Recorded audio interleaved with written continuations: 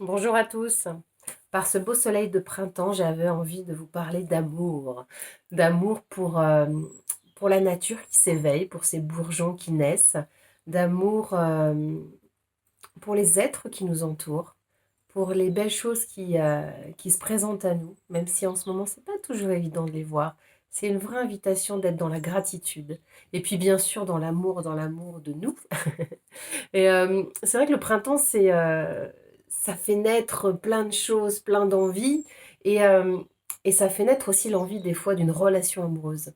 Et ça m'interpellait l'autre jour parce que je me disais, pourquoi on a tant besoin d'une relation amoureuse? Parce qu'au final, partager l'amour, on n'est pas besoin d'être en couple pour ça.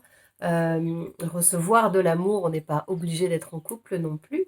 Et je me demandais des fois si ce qui nous poussait à être en couple parfois, ce n'était pas le désir de venir compléter ou combler un manque.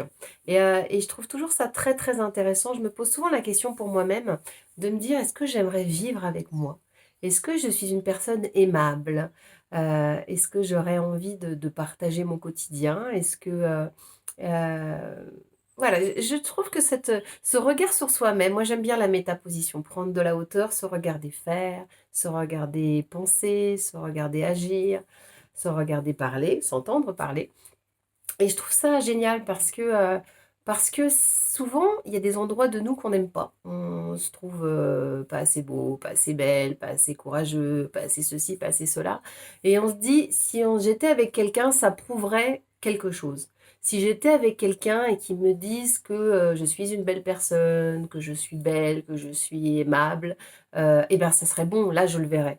Euh, alors, le petit souci à tout ça, c'est que quand la personne vous apporte ça, c'est génial, sauf que du coup, quand il s'en va, on peut s'effondrer. Un endroit pour moi, c'est remettre son pouvoir à l'autre. Et c'est pour ça que j'aime bien la notion de se rencontrer, de prendre du temps avec soi, pour s'aimer, pour aimer toutes les parties de soi. Alors aimer bien sûr ce qu'on trouve fun, ce qu'on trouve génial. Des fois, on a même du mal à en trouver, hein. Mais l'invitation, c'est vraiment regarder, parce que des fois, on peut être très dur avec soi-même, on peut être jugeant, on peut être très critique. Alors souvent, ça vient un petit peu de personnes qui nous ont parlé comme ça ou qui nous ont dit qu'on était comme ça et on auto-entretient. On se tape un petit peu, on se fouette un petit peu et on entretient ces pensées qui ne nous font pas du bien. Ce que j'appelle les CDM, les croyances de merde. Voilà, et ben du coup, c'est pour ça que j'aime beaucoup la métaposition parce que si on s'entend penser, on va entendre ce qu'on dit de nous, ou ce qu'on croit de nous, ou ce qu'on croit du monde. Et ça, c'est génial parce que quand des fois je m'entends penser, je fais oh, mais je m'y attendais pas à celle-là. Et donc, du coup, on ne prend plus ça comme une vérité, on prend ça comme une petite voix dans la tête qui répète un truc qu'il a entendu, qu'il croit, ou alors une blessure qui fait que de toute façon on n'est pas capable. Et donc, du coup on va auto-entretenir ça si on le laisse s'installer en nous. Mais si on l'identifie tout de suite, on se sépare. Cette petite voix, ces croyances, est-ce qu'elles nous font du bien? Est-ce que ça m'encourage? Est-ce que ça me motive? Est-ce que ça me donne envie d'y aller? Est-ce que ça me met en joie? Est-ce que ça me ressource? Non. Alors, bah, moi, je dégage ces croyances-là. Et je les remplace parce que nettoyer, c'est bien, mais pour y mettre quoi? Donc, du coup, je mets des pensées positives à la place, je remplace, je reformule. Alors, là, ce qui est important de savoir quand même, c'est que quand vous avez une pensée négative sur vous, il en faut 7 de positives pour compenser en énergie quand même. C'est quand même intéressant. Quand on commence à se regarder penser, on se dit, ouh là là, je perds en énergie quand même pas mal. Donc l'invitation, enfin, moi j'aime bien faire ça. Si je me dis non, t'es pas capable, ok, tout de suite j'entends, je me juge pas, je me tape pas 4 fois plus dessus. Ok, un endroit, je crois que je suis pas capable, mais je sais que je suis capable. Donc je vais reformuler en positif. Et puis, pour les 7, je fais une petite disserte.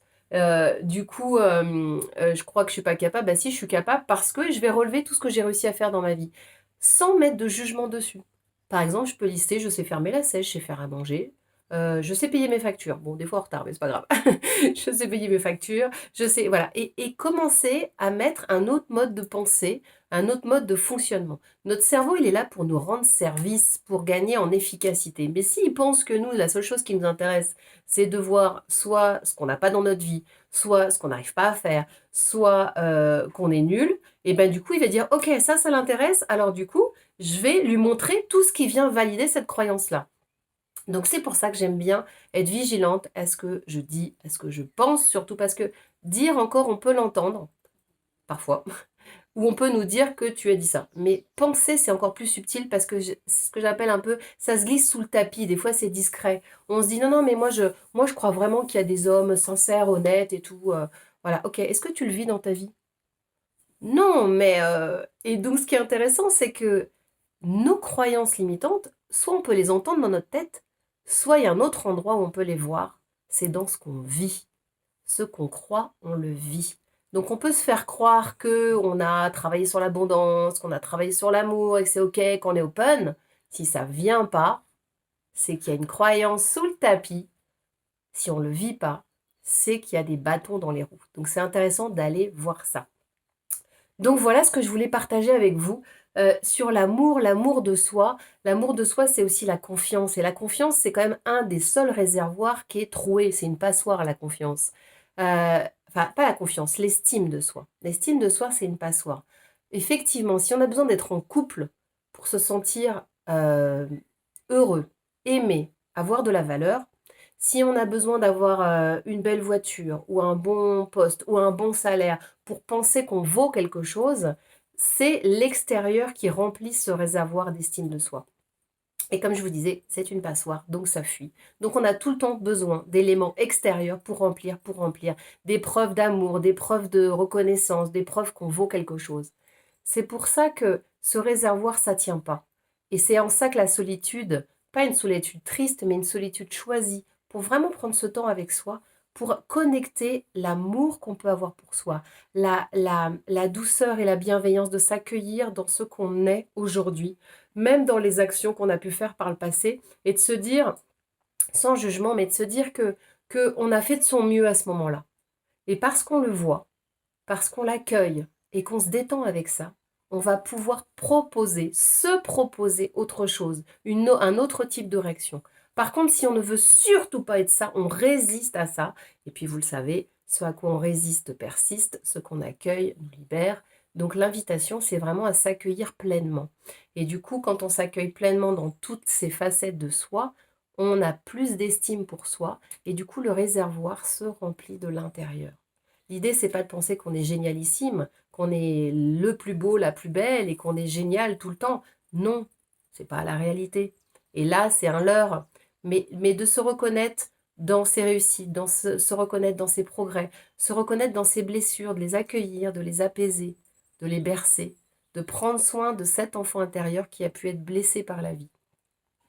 Et puis après, ce sera encore on pourra discuter des heures, mais moi, je suis quand même intimement persuadée que ce qu'on vit est là pour nous montrer notre puissance, notre beauté, pour nous enseigner des choses sur nous, pas sur la vie, sur nous. L'autre qui nous pose problème, c'est comme s'il n'existait pas, il est un miroir. Donc vous êtes nombreux à connaître cette notion-là, mais c'est vrai que des fois on se dit oui, d'accord, là, mais là c'est quand même lui qui abuse. Regardez les fois où vous dites ouais, mais là c'est pas moi quand même, c'est pas moi. Ben si, c'est vous aussi.